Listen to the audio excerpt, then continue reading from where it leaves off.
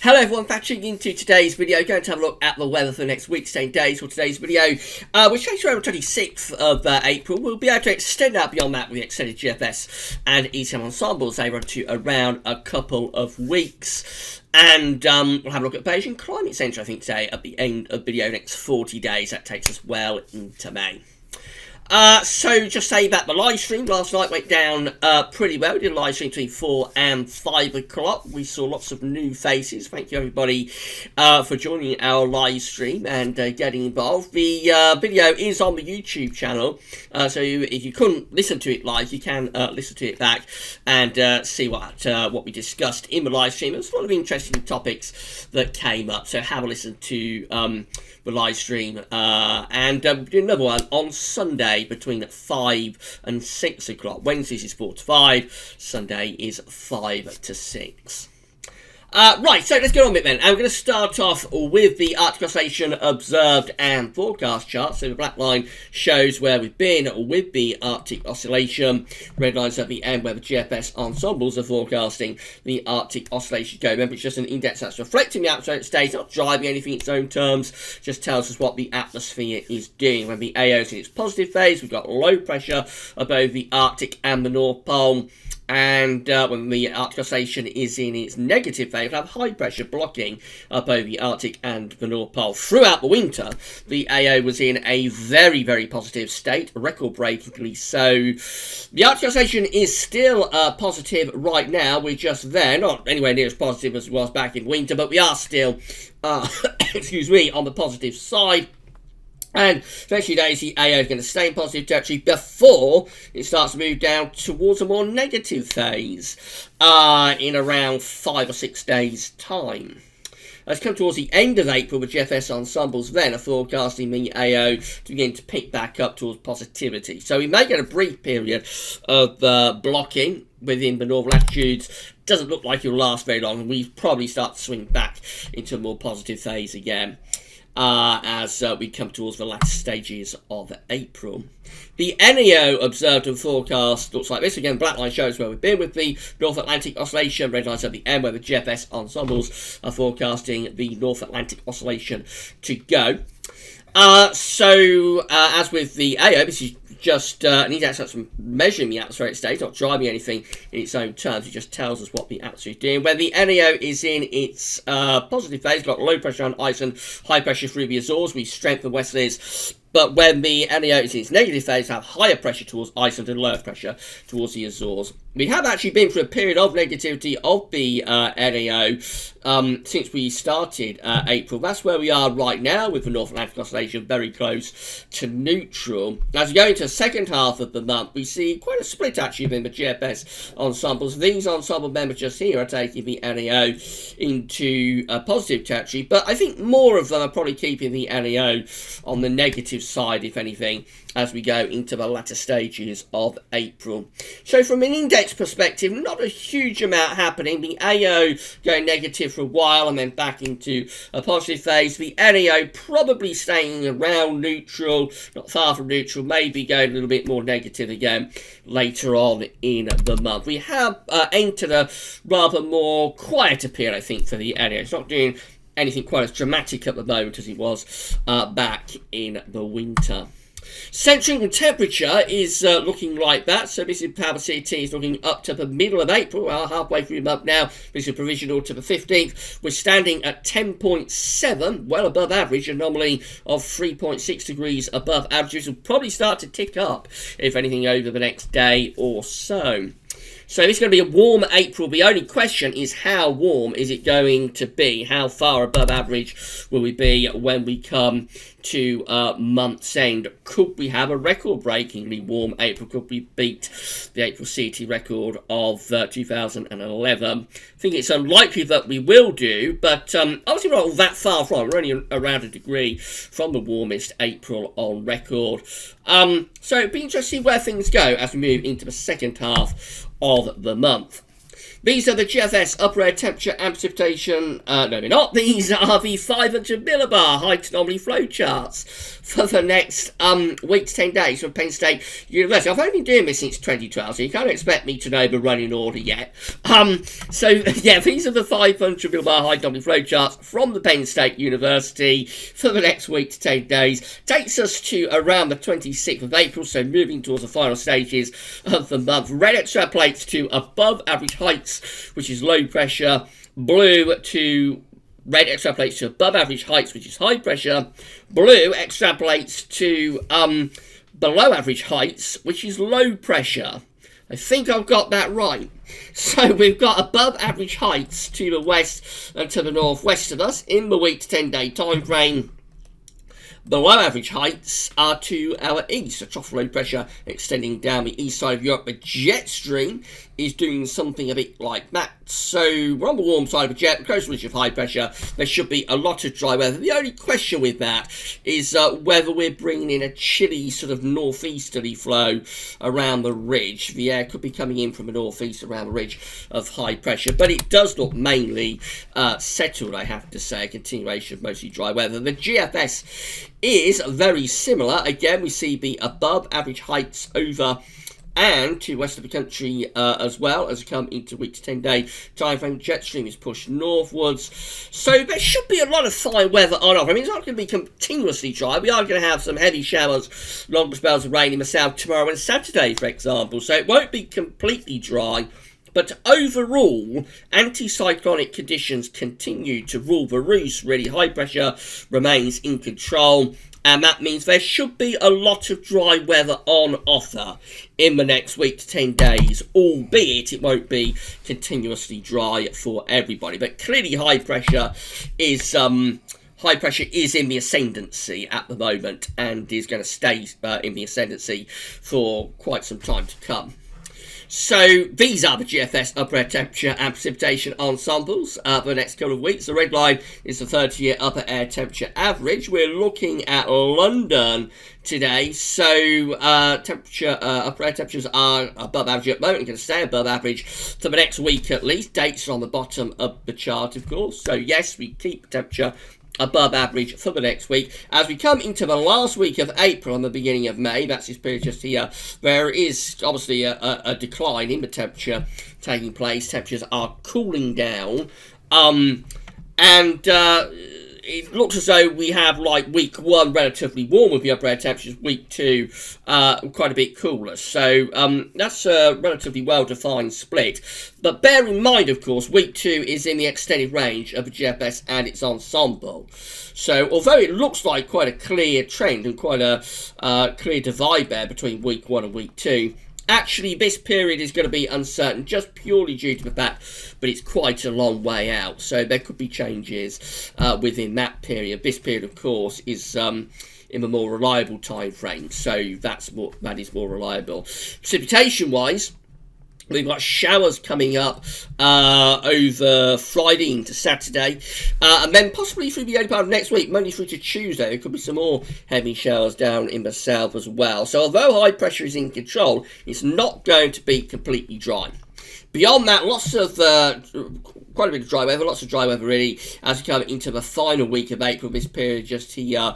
Again, 1 or 2 precipitation spikes are still there, so not completely dry, but it looks drier really as we move towards the latter stages of the month compared to the next couple of days. But that's for London. If we was to look at somewhere further north, we would see that these precipitation spikes just here are much less. If we looked at on some graph for somewhere in the north, for example, we would see it's quite a lot drier than it is further south in the next few days, because the rain is going to be primarily across England and Wales.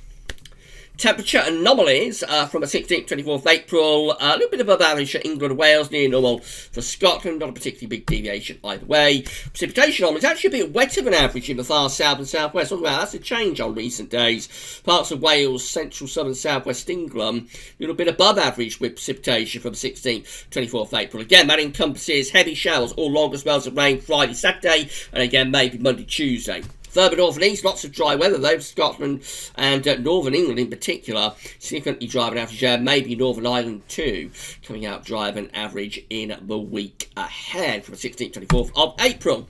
That's how the GFS is looking for Sunday. High pressure is over Scandinavia, and we're bringing in an easterly wind on Sunday, so the rain and the showers get pushed out in towards the Atlantic. As we go into Sunday, it turns drier. But then another little area of low pressure starts to move up from France on Monday. That could bring a renewed bout of thundery rain in towards the south. Again, how far northeast rain bands are going, because we've got this high pressure city to our north-northeast, is quite a big question mark.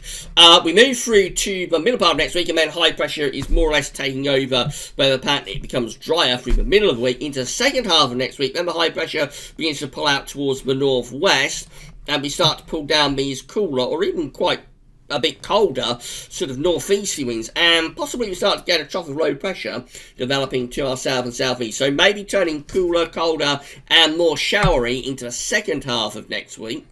Running up towards day 10, looking quite unsettled and cool actually. This is the 26th of April. Then low pressure is beginning to break through close to the country. Jet stream is to our south. We're on the cold side of the jet, and we are looking rather chilly there on this latest 6 o'clock GFS run. Moving into more extended range with the GFS, again, same idea, really. High pressure continues to be away to the north and northeast, low pressure to west-southwest, winds are coming up from the south, and there could be further showers, if not some longer spells of rain. That's how long to get to day 10, not day 10, to the end of the GFS run, which is Saturday the 2nd of May. And yes, we're still in the same broad pattern. High pressure to the northeast, low pressure to west-southwest. Winds are from the south, so quite warm, but could be a little bit on the showery side. The GM looks like that. So again, high pressure is dominating really on Sunday. Although to the southwest, pressure is weaker through the early part of next week. Again, there could be some thundery rain down in the south. High pressure, though, overall, in terms of a broader picture, high pressure is in control. It just goes to show that even though you've got high pressure dominating weather, it's not guaranteed to be dry. This is one of those scenarios where, although the big picture is high pressure is in control, the local detail for the UK means that there could well be some showers or longer spells of rain, particularly for more southern areas early next week. Through to the middle of next week, then high pressure takes over more widely, and we all turn dry through the middle of next week before late on, getting up towards day 10, the high pressure then starts to shoot up towards Greenland. You start to bring down some colder air from the northeast and maybe turn it showery as well. The ECM looks like that, so lots of dry weather coming up on Sunday, but then there could be some more thundery, showery rain developing in the south and southwest early next week before high pressure takes over definitively through the middle part of next week. All areas turning dry, or most areas turning dry for the middle part of next week. Starting to bring in some slightly cooler air from the northeast as well. High pressure sticks around the country as we move up towards day 10. That's how it looks as we get to day 10, which is Sunday the 26th of April.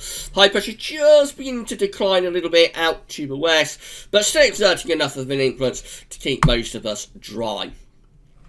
This is the precipitation forecast based on that ECM run from Meteo.com. Lots of dry weather coming up for the next few hours, but it's going to tomorrow. Then we've got this heavy rain coming into the south through the course of tomorrow morning. It drifts northwards into parts of the Midlands and Wales tomorrow afternoon. And we just have showers or longer spells of rain across many parts of England and Wales, sort of late Friday into Saturday. Northern Ireland, Scotland, most of Northern England actually staying quite dry. That's Saturday, so then showery rains more towards the east and the south. Many inland areas are turning dry. Sunday is a drier day all round for all parts of the country, but then more rain is threatening early next week. Most restricted to the far southwest, though, with the ECM. Other models do have that rain coming further north through the early part of next week. And then through the middle of next week, we all turn dry as the wind turns into the north, turns into the east-northeast. We all become dry through the middle part of next week. Heading up towards day 10, again, lots of dry weather there with the ECM. Bear in mind the GFS in particular is more unsettled today. This is the option that's on the table within the ECM ensembles for day 10, which is the 26th of April from the Icelandic Met Office. 51 out of 51 members of the ECM ensembles, all of them, including the control and the operational run, going for above average heights to be away to our northwest, below average heights to our northeast. Winds are coming around the ridge, kind of from a northeasterly direction. So quite a bit of dry weather on offer with that. Could be a bit on the cool side with winds coming in from the east northeast, but the main thing is that high pressure in control. Of course, that doesn't rule out the chance of some showery rain for more southern parts of the country in particular. But overall, high pressure is dominating up to day 10, and there should be quite a lot of dry weather. In 2 weeks' time, this is the option that we've got. Quite a significant change. This is from the 1st of May. And yes, below average heights, very close to the country. Nothing particularly defined about that area below average heights. It just looks like a general sort of area of weaker pressure, really. But certainly would be enough to bring some showers, if not some longer spells of rain there as we go to the start of May. So maybe, perhaps, May will begin on quite an unsettled note. We'll have to wait and see. Finally, we've got Beijing Climate Centre, so these are 500 millibar heights broken down into 10-day periods. The first 10-day period will take us from the 16th to 25th of April. The coming 10 days is dominated by high pressure, sitting very close to the country. Low pressure is away to the northwest. So overall, yes, lots of high pressure dominating the weather in the coming 10 days from the 16th to the 25th of April. Of course, there could be some showery rain in the south, already established that, but the broad picture is that high pressure is quite dominant. The next 10-day period takes us from the 26th of April to the 5th of May. Low pressure is to the northwest. High pressure pulling out into the middle of the Atlantic. And we've got some lower pressure to our south. Just looks generally more unsettled there as we come to the end of April and the beginning of May. It looks like we're going to a more unsettled phase. Probably not a washout period, but certainly more unsettled. The next 10-day period is from the 6th to the 15th of May. And we take the above average heights then up towards Greenland, below average heights in the North Atlantic. Very weak pressure across the country, but I think there's probably going to be some sort of trough through here, actually, given this blocking area of high pressure towards Greenland. So I reckon that could be rather more unsettled and probably cooler than it might appear. And then the final 10-day period takes us from the 16th to the 25th of May, with below average heights in the middle of the North Atlantic, above average heights still towards Greenland, some higher pressure down towards Spain as well. Quite a messy picture, but I suspect that again could be rather unsettled, rather showery or changeable. So I think the Beijing Climate Centre is probably hinting at a relatively changeable May, but pressure anomalies are quite weak, so it's not a clear-cut, unsettled pattern, all rather indicative of the very slow-moving and often quite weak pressure patterns that you tend to get in May, and we tend to associate with the month of May. But of course, that's all for the future. In the more reliable time frame, we've got the issues over the weekend into next week with high pressure broadly in control of the weather, but it doesn't mean it's completely dry. There will be showers, if not some longer spells of rain, affecting southern areas through the weekend and the early part of next week, before we probably trend to something drier through the middle and second half of next week. Temperatures might start to fall back though later next week as winds turn into the northeast, but this very warm April continues for the time being. And yes, it's going to be down in the south where we're going to have the greatest risk of getting some rain. Further north, it does look very dry actually across the northern parts of the country. Really dry spell at the moment. It looks like that's set to go on for some time. We've got JMA Friday coming up tomorrow. Actually a month ahead look ahead, and we'll also have a week 10-day update as well. So come back for tomorrow's videos. That's all for now though, and thanks for watching.